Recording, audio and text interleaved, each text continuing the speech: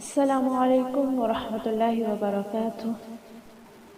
رب اشرح لی صدری ویسر لی امری واحلل عقدۃ من لسانی یفقہوا قولی۔ اللہم فقہنا فی الدین، اللہم فقہنا فی الدین، اللہم فقہنا فی الدین۔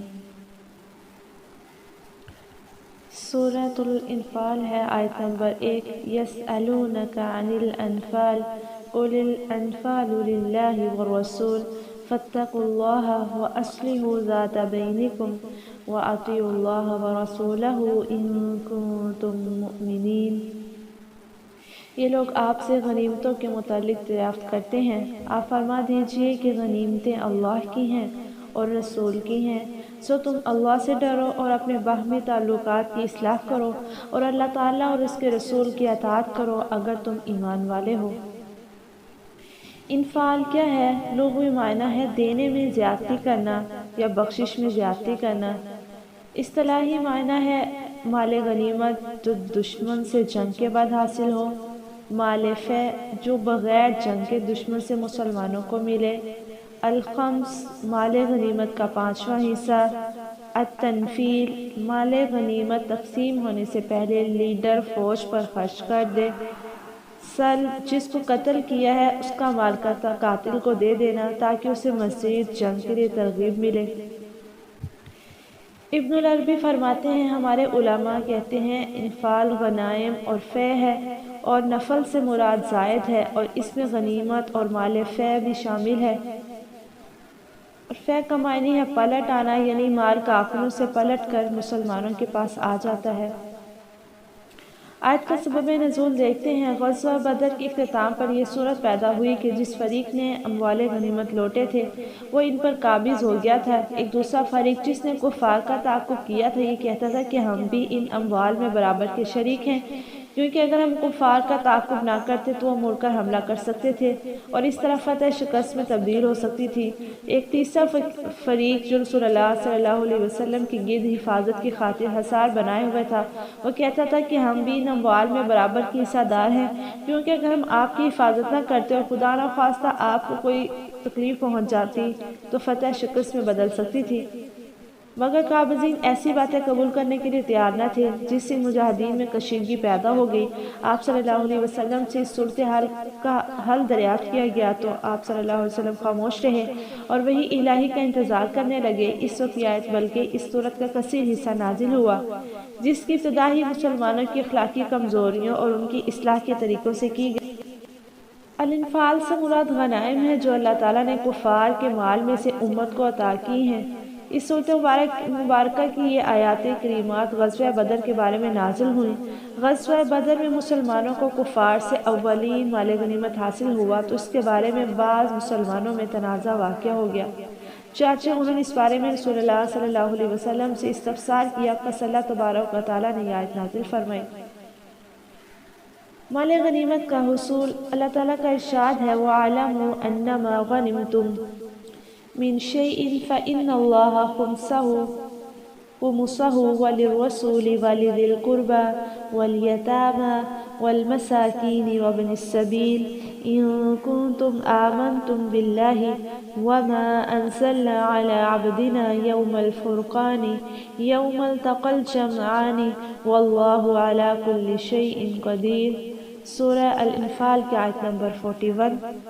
اور جان لو کہ جو کچھ بھی مال غنیمت تم حاصل کرو تو بے شک اس کا 5واں حصہ اللہ تعالیٰ کے لیے اور رسول کے لیے اور رشتہ داروں اور یتیموں اور مسکینوں اور مسافروں کے لیے ہے، اگر تم اللہ تعالیٰ پر اور اس پر ایمان رکھتے ہو جو ہم نے فیصلے کے دن اپنے بندے پر نازل کیا، جس دن دو جماعتیں مقابل ہوئیں، اور اللہ تعالیٰ ہر چیز پر پوری طرح قدرت رکھنے والا ہے۔ مال غنیمت سے کچھ لینے کی سزا۔ ابو ہریرہ رضی اللہ تعالیٰ عنہ سے روایت ہے، انہوں نے بیان کیا جب خیبر فتح ہوا تو مال غنیمت میں سونا اور چاندی نہیں ملا تھا بلکہ گائے، اونٹ، سامان اور باغات ملے تھے۔ پھر ہم رسول اللہ صلی اللہ علیہ وسلم کے ساتھ وادی القریٰ کی طرف لوٹے۔ نبی کریم صلی اللہ علیہ وسلم کے ساتھ ایک مطعم نامی غلام تھا جو بنی زباب کی ایک صحابی نے آپ کو ہدیہ میں دیا تھا۔ وہ نبی کریم صلی اللہ علیہ وسلم کا کجاوا اتار رہا تھا، کسی نامعلوم سمت سے ایک تیر آ کر ان کے لگا۔ لوگوں نے کہا مبارک ہو شہادت، لیکن آپ صلی اللہ علیہ وسلم نے فرمایا کہ ہرگز نہیں، اس ذات کی قسم جس کے ہاتھ میں میری جان ہے، جو چادر اس نے خیبر میں تقسیم سے پہلے مال غنیمت میں سے چرائی تھی وہ اس پر آگ کا شعلہ بن کر بھڑک رہی ہے۔ یہ سن کر ایک دوسرے صحابی ایک یا دو تسمے لے کر نبی کریم صلی اللہ علیہ وسلم کی خدمت میں حاضر ہوئے اور عرض کی کہ یہ میں نے اٹھا لیے تھے۔ نبی صلی اللہ علیہ وسلم نے فرمایا کہ یہ بھی جہنم کا تسمہ بنتا۔ بخاری کی روایت ہے 4234 نمبر پر۔ مال غنیمت سے کچھ لینا خیانت ہے۔ بریدہ رضی اللہ تعالیٰ عنہ کہتے ہیں کہ نبی کریم صلی اللہ علیہ وسلم نے فرمایا، ہم جس کو کسی کام کا عامل بنائیں اور ہم اس کی کچھ روزی یعنی تنخواہ مقرر کر دیں، پھر وہ اپنے مقررہ حصے سے جو زیادہ لے گا وہ مال غنیمت میں خیانت ہے۔ سنن ابی داؤد 2943۔ ابو حمید سعدی رضی اللہ تعالیٰ عنہ سے روایت ہے، رسول اللہ صلی اللہ علیہ وسلم نے فرمایا، ایک عامل مقرر کیا۔ عامل اپنے کام پورے کر کے نبی کریم صلی اللہ علیہ وسلم کی خدمت میں حاضر ہوا اور عرض کہ یا رسول اللہ، یہ مال آپ کا ہے اور یہ مال مجھے تحفہ دیا گیا ہے۔ نبی کریم صلی اللہ علیہ وسلم نے فرمایا کہ پھر تم اپنے ماں باپ کے گھر ہی میں کیوں نہیں بیٹھے رہے اور پھر دیکھتے کہ تمہیں کوئی تحفہ دیتا ہے یا نہیں۔ اس کے بعد آپ صلی اللہ علیہ وسلم خطبہ کے لیے کھڑے ہوئے۔ رات کی نماز کے بعد کلمہ شہادت اور اللہ تعالیٰ کی اس کی شان کے مطابق ثنا کے بعد فرمایا، اما بعد، ایسے عامل کو کیا ہو گیا ہے کہ ہم اسے عامل بناتے ہیں، یعنی جزیہ اور دوسرے ٹیکس وصول کرنے کے لیے، اور وہ پھر ہمارے پاس آ کر کہتے ہیں کہ یہ تو آپ کا ٹیکس اور مجھے تحفہ دیا گیا ہے۔ پھر وہ اپنے ماں باپ کے گھر کیوں نہیں بیٹھا اور دیکھتا ہے کہ اسے تحفہ دیا جاتا ہے یا نہیں۔ اس ذات کی قسم جس کے ہاتھ میں میری جان ہے، اگر تم میں سے کوئی بھی اس مال میں سے کچھ بھی خیانت کرے گا تو قیامت کے دن اس سے اپنی گردن پر اٹھائے گا۔ اگر اونٹ کی اس نے خیانت کی ہو تو اس حال میں لے کر آئے گا کہ آواز نکل رہی ہوگی۔ اگر گائے کی خیانت کی ہوگی تو اس حال میں اسے لے کر آئے گا کہ گائے کی آواز آ رہی ہوگی۔ اگر بکری کی خیانت کی ہوگی تو اس حال میں آئے گا کہ بکری کی آواز آ رہی ہوگی۔ بس میں نے تم تک پہنچا دیا۔ ابو حمید رضی اللہ تعالیٰ عنہ نے بیان کیا کہ پھر نبی کریم صلی اللہ علیہ وسلم نے اپنا ہاتھ اتنا اوپر اٹھایا کہ ہم آپ کی بغلوں کی سفیدی دیکھنے لگے۔ ابو حمید نے بیان کیا، میرے ساتھ یہ حدیث زید بن ثابت رضی اللہ تعالیٰ عنہ نے بھی نبی کریم صلی اللہ علیہ وسلم سے سنی تھی، تم لوگ ان سے بھی پوچھ لو۔ بخاری کی روایت ہے 6636 نمبر پر۔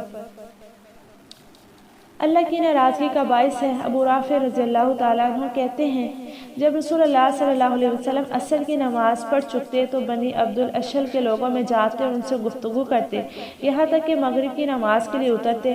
نبی کریم صلی اللہ علیہ وسلم مغرب کی نماز کے لیے تیزی سے جا رہے تھے کہ ہم بقیع سے گزرے تو آپ صلی اللہ علیہ وسلم نے فرمایا، افسوس ہے تم پر، افسوس ہے تم پر۔ آپ صلی اللہ علیہ وسلم کی یہ بات مجھے گراں لگی اور یہ سمجھ کر آپ مجھ سے مخاطب ہے، میں پیچھے ہٹ گیا تو آپ صلی اللہ علیہ وسلم نے فرمایا، تمہیں کیا ہوا، چلو۔